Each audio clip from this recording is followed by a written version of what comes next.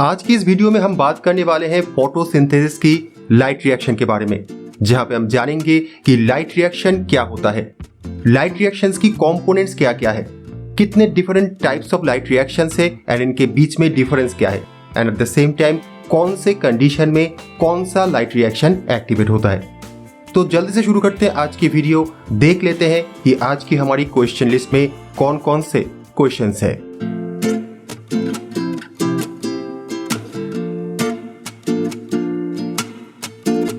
आज के इस वीडियो में हम बात करने वाले हैं लाइट रिएक्शन के बारे में, जो कि फोटोसिंथेसिस का एक बहुत ही इंपॉर्टेंट स्टेप है। तो जल्दी से देख लेते हैं कि आज की हमारी क्वेश्चन लिस्ट में कौन कौन से क्वेश्चंस हैं। Question number 1, define light reaction and what are the two pathways of light reactions. Question number 2, what are the main components involved in photophosphorylation. Question number 3, what are the differences between non cyclic and cyclic photophosphorylation. So coming to the question number 1, and that is define light reaction. So light reaction is the first step of photosynthesis, जो कि chloroplast की thylakoid membrane में होता है। अब जिन्हें thylakoid membrane के बारे में नहीं पता है वो इस वाले वीडियो को चेक कर सकते हो, जहां पे हमने briefly chloroplast and thylakoid membrane के बारे में डिस्कस किया है। अब इस लाइट रिएक्शन प्रोसेस में एक्चुअली होता क्या है? So in this process light energy is absorbed by chlorophyll and other pigment molecules, for example carotenes and xanthophyll. अब लाइट एनर्जी एब्जॉर्ब करने के बाद क्लोरोफिल मॉलिक्यूल से हाई एनर्जी इलेक्ट्रॉन एक्सपेल होता है, जो कि थाइलाकॉइड मेम्ब्रेन में प्रेजेंट डिफरेंट इलेक्ट्रॉन कैरियर्स के थ्रू मूव करता है। And due to this movement of high energy electron plant को मिलता है ATP एंड NADPH, जो कि फर्दर यूज होता है डार्क रिएक्शन ऑफ फोटोसिंथेसिस में। At the same time due to the excitation of chlorophyll molecule photolysis of water होता है, जिससे हमें मिलता है molecular oxygen. So on the basis of all these points the definition of light reaction is the light reaction is the first stage of photosynthesis occurring in the thylakoid membrane of the chloroplast.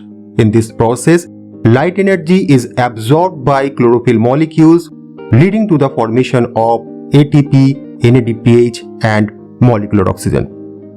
Now coming to the last part of question number 1, and that is what are the two types of light reactions?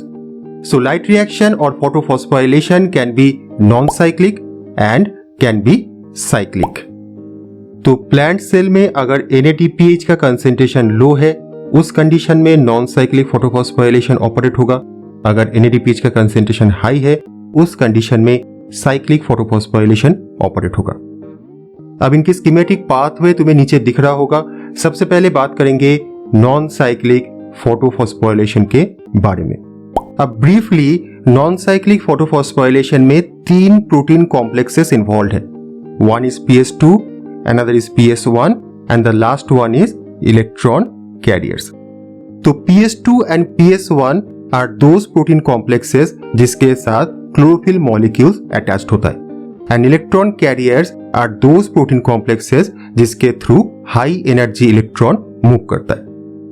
अब light energy को absorb करने के बाद PS1 से जो electron निकलता है वो NADPH की प्रोडक्शन में यूज हो जाता है। So now PS1 is electron deficient. PS2 light energy absorb करने के बाद इलेक्ट्रॉन छोड़ देता है, जो कि इलेक्ट्रॉन कैरियर के थ्रू PS1 में पहुंचता है। So now PS2 is electron deficient. अब इसकी इलेक्ट्रॉन डेफिशिएंसी को खत्म करने के लिए फोटोलाइसिस ऑफ वाटर होता है, जिससे हमें मिलता है molecular oxygen. And due to this all electron transport plant को मिल जाता है ATP molecule. So there are 4 important points related to non-cyclic photophosphorylation. Number 1, अगर NADPH का कंसेंट्रेशन लो है, उस कंडीशन में नॉन साइक्लिक फोटोफॉस्फोराइलेशन ऑपरेट होगा। नंबर 2, इस प्रोसेस में PS2 and PS1 that means photosystem 2 and photosystem 1 both involve होता है। नंबर 3, अगर फोटोसिस्टम 2 इन्वॉल्व है तो उस कंडीशन में फोटोलाइसिस ऑफ वाटर होगा, जिससे हमें मॉलिक्यूलर ऑक्सीजन मिलेगा। And the last point is अगर इलेक्ट्रॉन की फ्लो को हम कंसिडर करें from PS2 to PS1, then it looks like unidirectional electron flow and that is why it is known as non cyclic photophosphorylation.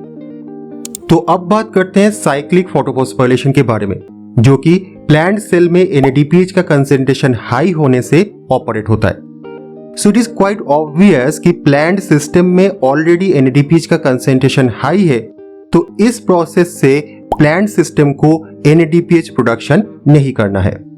The next important fact regarding cyclic photophosphorylation is इसमें सिर्फ PS1 involve होता है, PS2 इस process में नहीं involve होता है। That means इस प्रोसेस से मॉलिक्यूलर ऑक्सीजन प्रोडक्शन नहीं होगा।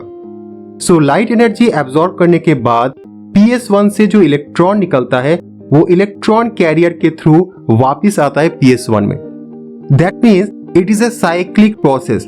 PS1 से इलेक्ट्रॉन निकल के इलेक्ट्रॉन कैरियर में जाएगा एंड इलेक्ट्रॉन कैरियर से अगेन PS1 में वापिस आ जाएगा। That is why it is known as cyclic photophosphorylation.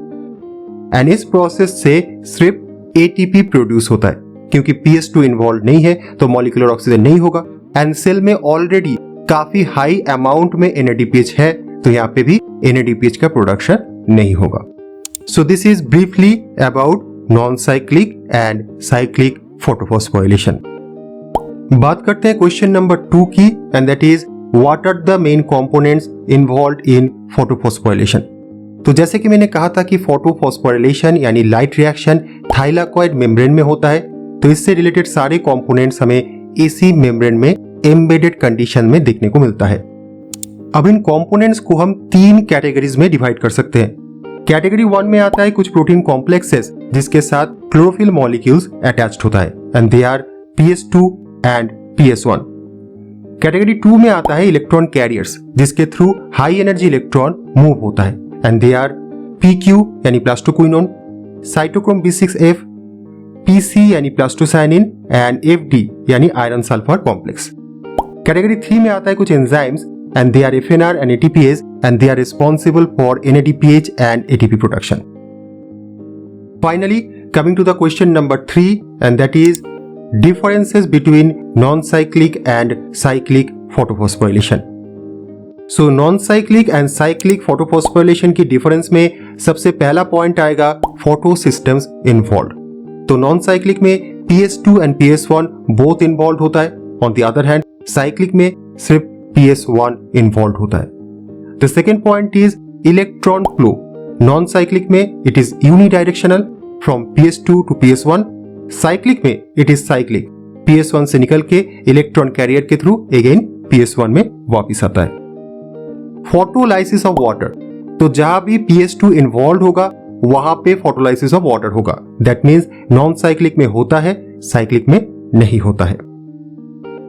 Production of oxygen, photolysis of water होने पर ही प्रोडक्शन ऑफ ऑक्सीजन होगा, तो नॉन साइक्लिक में प्रोडक्शन ऑफ ऑक्सीजन होता है, साइक्लिक में नहीं होता है।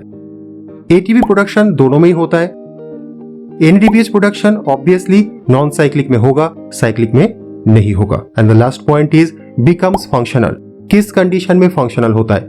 तो NADPH की कंसेंट्रेशन लो होने से नॉन साइक्लिक फंक्शनल होता है, on the other hand NADPH की कंसेंट्रेशन हाई होने से और कार्बन डाइऑक्साइड की अवेलेबिलिटी पुअर होने से साइक्लिक फोटोफॉस्फोराइलेशन ऑपरेट करता है।